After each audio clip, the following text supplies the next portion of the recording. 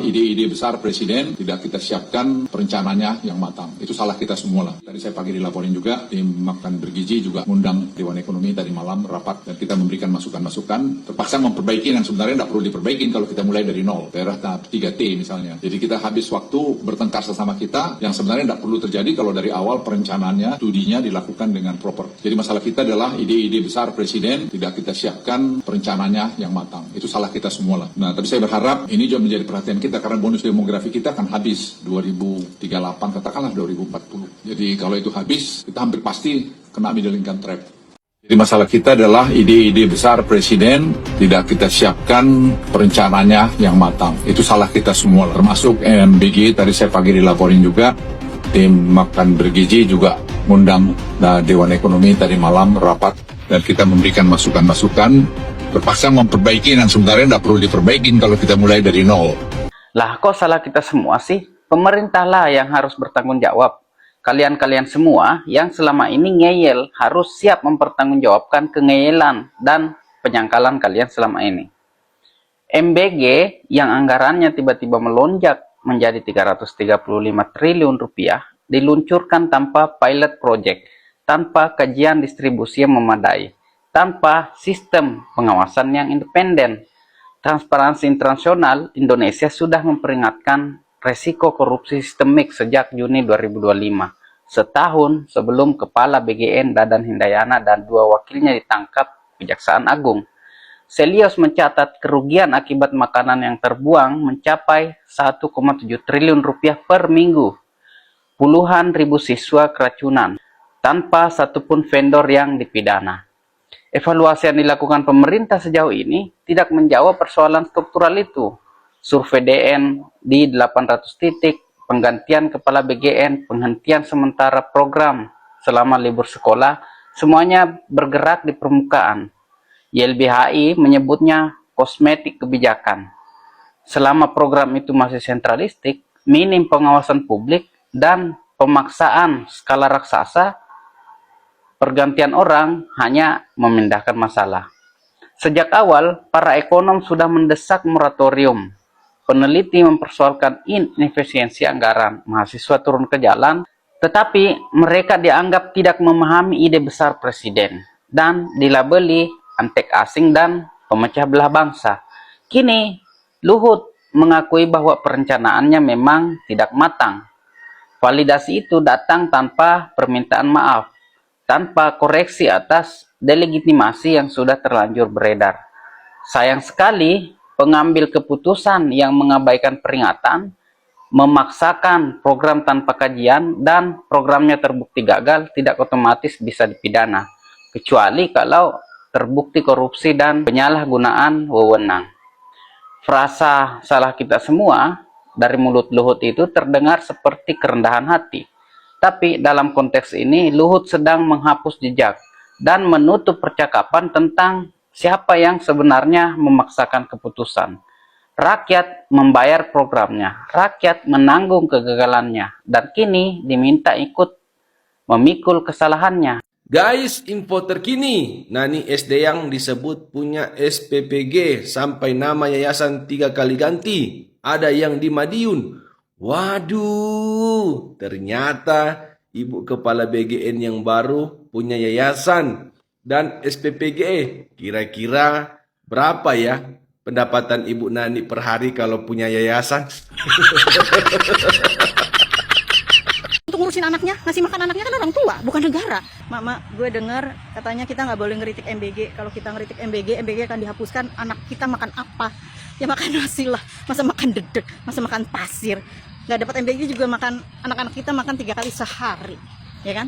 Kenapa harus bilang seperti itu seorang pemimpin, panglima tertinggi di Indonesia, ya kan? Yang perlu diurusin nggak hanya MBG kayaknya, kalau dihapuskan ya nggak ada masalah. Yang harus diurusin utamanya orang tuanya, ciptakan lapangan pekerjaan yang layak, permudah pekerjaan syarat-syaratnya, UMKM juga syarat-syaratnya dipermudah. Biar apa? Biar mereka juga mudah dalam mencari nafkah. Jadi kalau misalnya mudah mencari nafkah, anak-anak mereka juga makan dapat yang bergizi gitu loh, bukan yang kaleng-kaleng. Jadi kan intinya orang tuanya itu yang wajib untuk ngurusin anaknya, ngasih makan anaknya kan orang tua, bukan negara.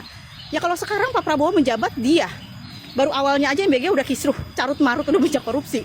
Ya kemarin-kemarin nggak ada MBG, anak kita juga makan kan ya. Jadi yang perlu kasih tahu ya itu orang tuanya dikasih kerjaan biar bisa ngasih makan anaknya dengan sehat, ya kan? Kalau kerjaan aja sulit, gimana orang tua mau ngasih makan bergizi buat anaknya, ya kan? Untuk kewajiban ngasih makan anak mah orang tua, bukan negara. Jadi ciptakan lapangan pekerjaan, nggak usah syarat yang muluk-muluk, nggak harus punya S1, S2, S3. Yang penting dia bisa kerja. Untuk UMKM juga jangan dipersulit, dipermudah untuk dia bikin lapangan kerja sendiri. Kan yang penting yang itu. Kan mendingan fokus sama bukan lapangan kerja yang banyak, memperbaiki sekolah-sekolah, terus apa lagi? Guru-guru yang perjalanannya 7 km itu diurusin gajinya, ya kan? Dijadiin PNS gitu loh. Masa gitu aja harus diajarin sama rakyat? Rakyat udah ngasih tahu juga, masih gak ada berubah-berubahnya. Makanya sekali-kali ngikutin hati rakyat, jangan ngeliat ke atas mulu, ngeliat ke bawah. Jadi pemimpin tuh harus ngeliat ke bawah, jangan ngeliat ke atas mulu. Ngeritik MBG terus, nanti MBG saya hentikan, anak kalian makan apa? Bapak Prabowo bilang, katanya kalau MBG saya hapuskan atau saya hentikan, anak kalian makan apa? Makan nasi, Pak, tetap. Sebelum ada MBG juga tetap makan nasi. Ini gak dapat MBG juga makan nasi. Kan sehari 3 kali.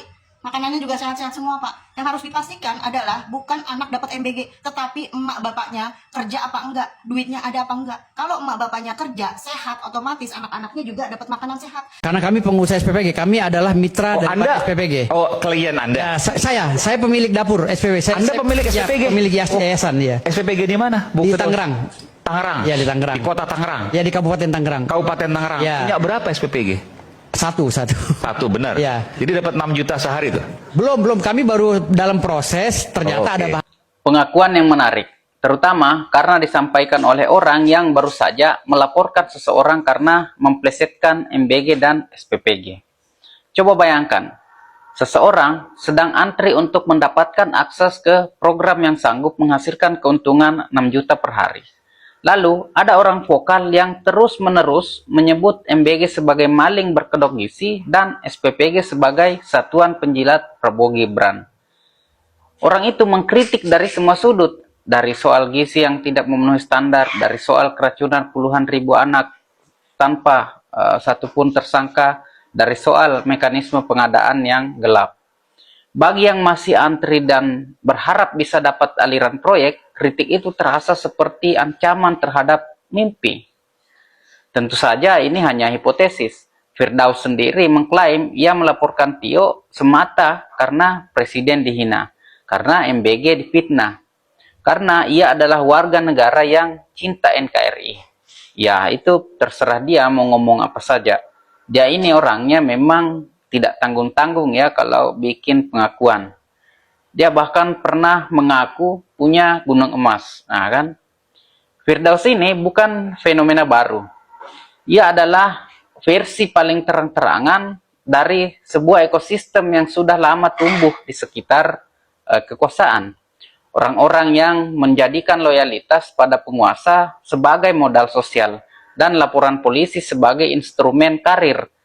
Mereka bukan aparatur negara, bukan pejabat, mereka adalah swasta yang mengoperasikan fungsi represi. Yang membuat Firdaus sedikit berbeda adalah keterus-terangannya yang hampir polos.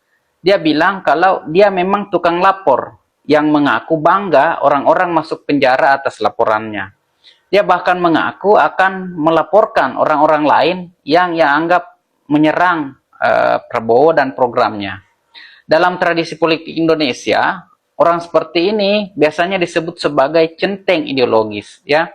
Mereka tidak digaji secara resmi untuk membungkam kritik, tapi mereka mengerjakan pekerjaan itu dengan penuh semangat, berharap suatu hari ada pintu yang terbuka sebagai imbalan.